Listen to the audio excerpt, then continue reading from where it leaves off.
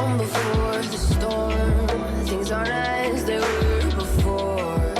You best start bracing.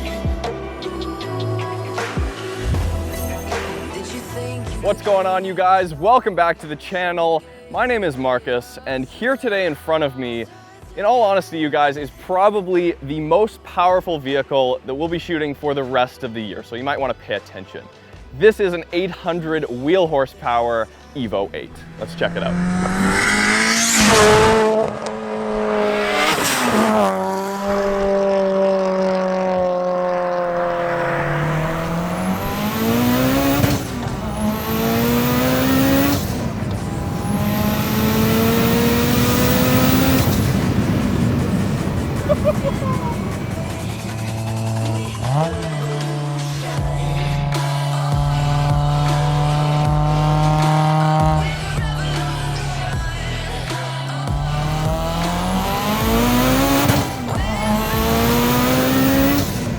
Okay, you guys, so real quick before we get into it, let's pop the hood, see what's going on under here. Unlike most 4G63s, hey, why don't you look at that? You can actually take a piece of this with you. Thanks to our website, roadsuntraveled.com, have your own little piece of this 4G63. If you head down there, you can also get 10% off any of our Evo products. As you can see here, we cut out these awesome Evo carbon fiber tags. The link is in the description. Again, 10% off. Let's hit the road. Enough of this BS.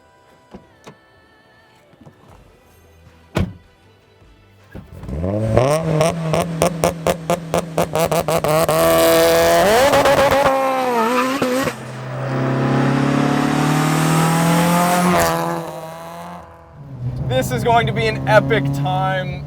The last really frightening, truly frightening Evo I drove was a couple of years ago down near Temecula and wine country, just outside LA in Southern California, and that was Ozzy's car, right? And that one was about, oh man, that was like right around the same amount of power, about 800 horsepower. But here we are in another Evo 8, putting down roughly 830 wheel horsepower. Now that's corrected for dyno jet. It was dynoed at about 750 on a Mustang dyno, okay? 40 PSI. This is why Evos are just, to me, they're like the alien of the import world, because the fact that you can squeeze 800 horsepower, almost 1,000 horsepower at the crank out of a 2-liter, no production vehicle out of the box has a 2-liter making even half that amount of power. So let's go for a drive. This is a very interesting build story with this car. I love stories like this, stories of, you know, overcoming the odds and taking a vehicle that was previously abandoned, basically a barn find, and turning it into something that can just slay an Aventador in a straight line and can slay a bunch of other cars and embarrass supercar owners. People always ask me, what would you rather have, an STI or Evo if you were to get one? In fact, I was considering an Evo 5 over my R34 GTT just because I love the way those cars drive and the way they look. And the Evo 8, this one right here, is basically just a much more refined and modern experience when compared to an Evo 5. Now with a car like this, 40 PSI, you're gonna have some boost lag, but that's what Evo owners love. We'll talk to Jackson in a sec, and you'll find that's exactly why he actually loves this car. Now, contrary to a lot of other people who are, especially in the NA world, in the American world, in the V8 world, they don't like turbo lag. Turbo lag is the enemy, you know? You gotta wait and wait until you get your power. But I, for one, I kind of dig it. So here we go. You're getting the first reaction, second gear pull here.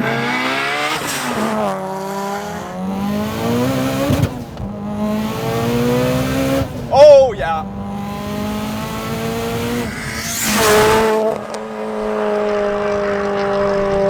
Oh yeah, dual wastegates, open wastegates there. We just scared like 100 birds off of that power line right there.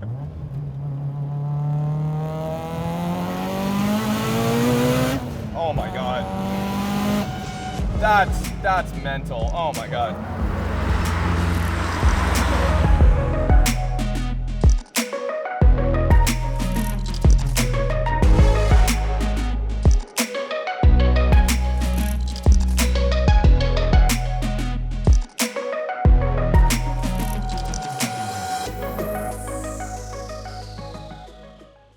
Hi there, my name is Jackson. This is my 2003 Mitsubishi Evo 8. Currently make around 800 to the tire. It has a 2-liter engine with a precision turbo. It's around 40 E85. So when I first picked up this car, it was in pieces. Like this car didn't have engine in it, didn't have a turbo in it. So basically it was abandoned for 8 years. That's why I call this car Project Abandoned Evo. Yeah, because I had another Evo stock engine with a big turbo. That car made like 460 wheel horsepower. I really fell in love with that car, but I always wanted something more. So I sold my old Evo, then pick up this abandoned Evo, then start to building it. The feel of the turbo boost is just unreal, because I don't think the 6-cylinder or 8-cylinder turbo gave me the same feel as this 2-liter engine. This is still a stock block, but it has a mainly connecting rod and mainly crank with a custom diamond piston with a mild porting in the head. And also it's got a precision 6466 from ETS, and also ETS intercooler and everything around it. Big fuel setup, intake manifold, exhaust, everything. Yeah, the intake manifold is made by Magnus. It's a Canadian maker. So just for the big intake manifold, worth another 50 horsepower.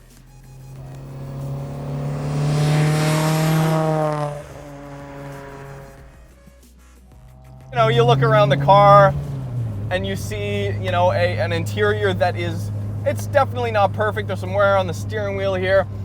You don't have any music, any radio in this car. It's not needed. What you do have, though, is working AC. 1,000 horsepower and working AC. Okay. So you get, you know, you have some wear on the dash and stuff. There's a couple A-pillar things missing here. The wing it needs a little bit of work. The previous owner apparently had a carbon fiber wrap on the roof of the car, like fake carbon fiber wrap. Gross. And on the interior here. I'm just being a dick. I don't know. I'm not a big fan of fake carbon fiber. Just passed a couple of Hayabusas back there. I'm really tempted actually to turn around and follow these guys. They're way too far gone now.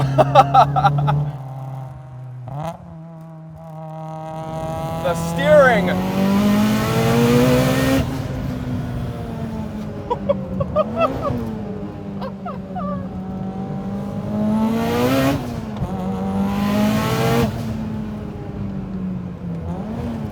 Truly frightening car. Truly a frightening car. I'm really glad we've got those R888s on.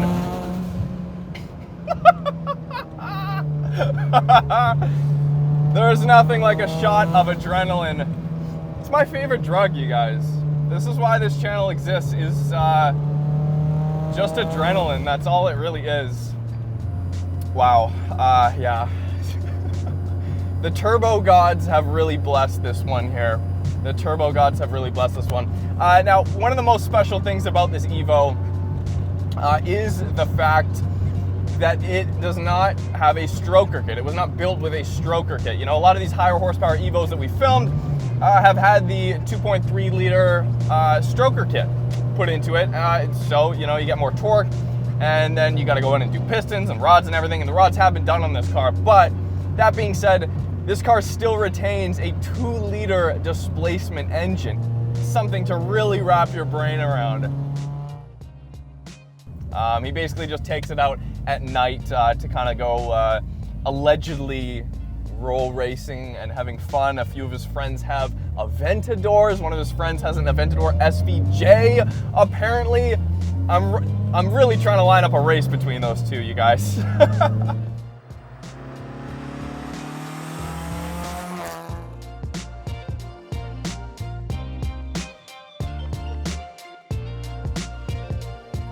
It's almost unreal, because the first time I drove a big turbo Evo, I mean, I couldn't sleep at that night, because the first kicking of the turbo is just unreal. It feels like a VTEC times 10. Like, I really, you know, when I build the car, I know I'm gonna do a 2-liter, because I really like how the turbo feels on a 2-liter. I won't feel the turbo boost build up. So I don't want to go to a stroker kit. I want to keep it 2-liter and a big turbo. As long as you make a big power, I don't care about other things. It took a lot of effort. I'm glad I didn't have to do it. My engine builder did a lot of work for me. But if you're gonna do it yourself, you really rather buy a car that hasn't been taken apart. Yeah, I scare a lot of people with this car. A lot of people just riding this car and just scare the crap out of them. Like even people drove like crazy horsepower car, even like a Lambo owner, still surprised, even scared by the power of this car. Because this car, like you see it, it's like a 4-door sedan, family sedan, and it looks old. It's just like any other grocery gator in the road. But the moment the turbo kicks in, it just scares you.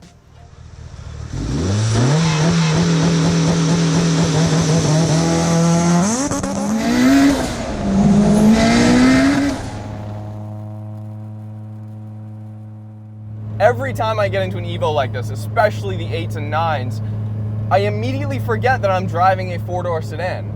You're hunkered down, the seating position is relatively low, you've got great visibility, the hood just drops off immediately, and then you look out the back, you've got this massive wing, and you think to yourself, that what it must have taken Mitsubishi. Mitsubishi must have been in such a tough spot for them to cease production of the Evo. Now, I think in part that had to do with the Evo 10 in that it didn't, I drove an Evo 10 and I in stock form, I just didn't find it to be nearly as exciting or have as much character as the 8s or 9s. And I don't know, maybe, a lot of people like the Evo 10. I also don't really like the way that those cars look, to be honest. I think the Evo 9 or the Evo 8 here just, oh man, it's just one of those cars that'll go down in history. Yeah, Jackson's one of those guys that's we get along very well because the turbo spool and the lag is really what makes a car like this exciting, because you can just drive it like this normally and your passengers potentially would never even know that it's a turbo car. I mean, they would, because they see like 6 freaking gauges on the dash here, but sound-wise, you don't really know it's turbo until you get about 5. Boost hits right about 5, and then carries all the way to 8,700 RPM.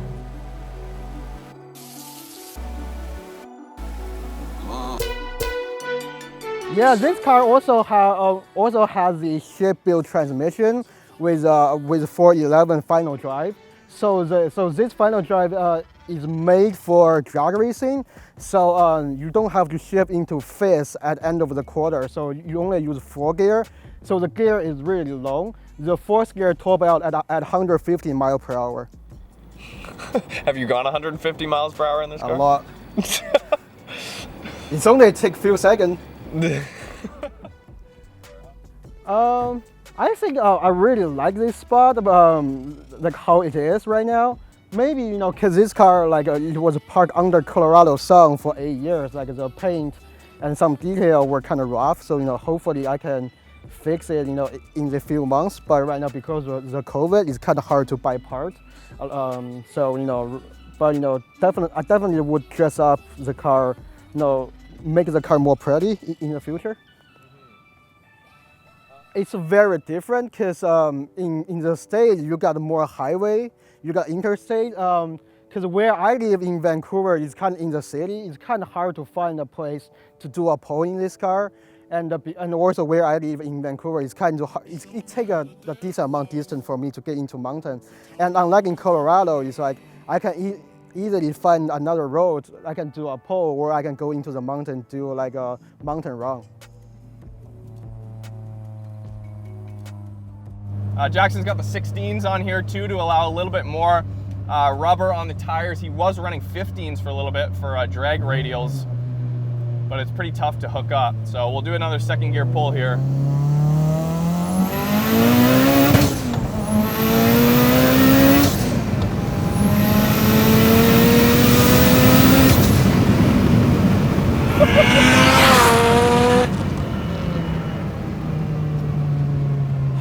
That's frightening. No, that's some scary shit right there. I mean, that was 140 miles an hour, allegedly.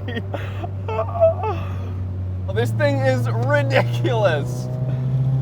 Absolutely bonkers. Just batshit crazy. Jackson's being so modest when he talks about this car.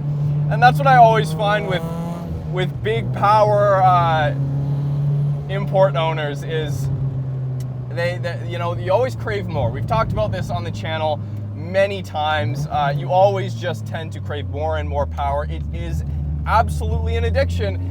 And it's not just like you get used to it. The adrenaline actually becomes an addiction. Like your adrenaline tolerance kind of goes up.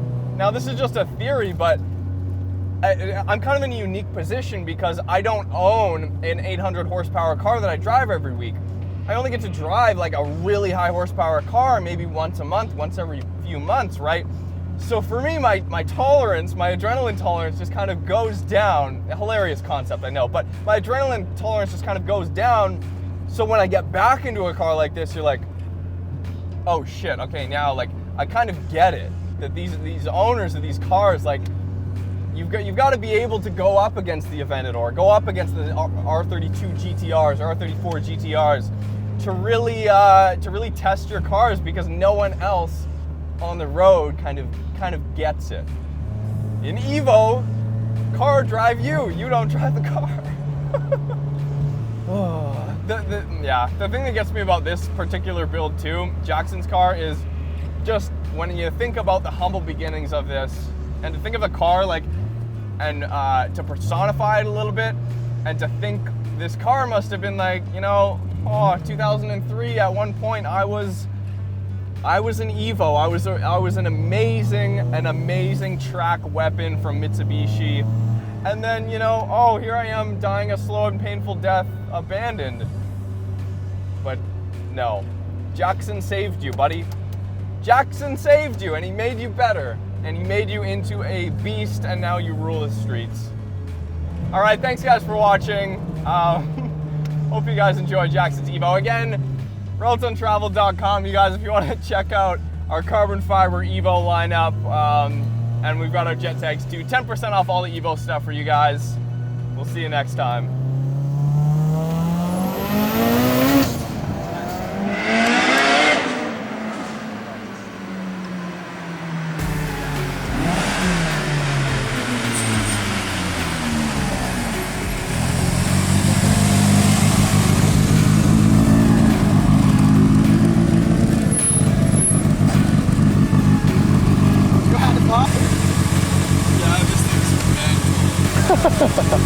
Yeah, he does this to me too, even after 2 years.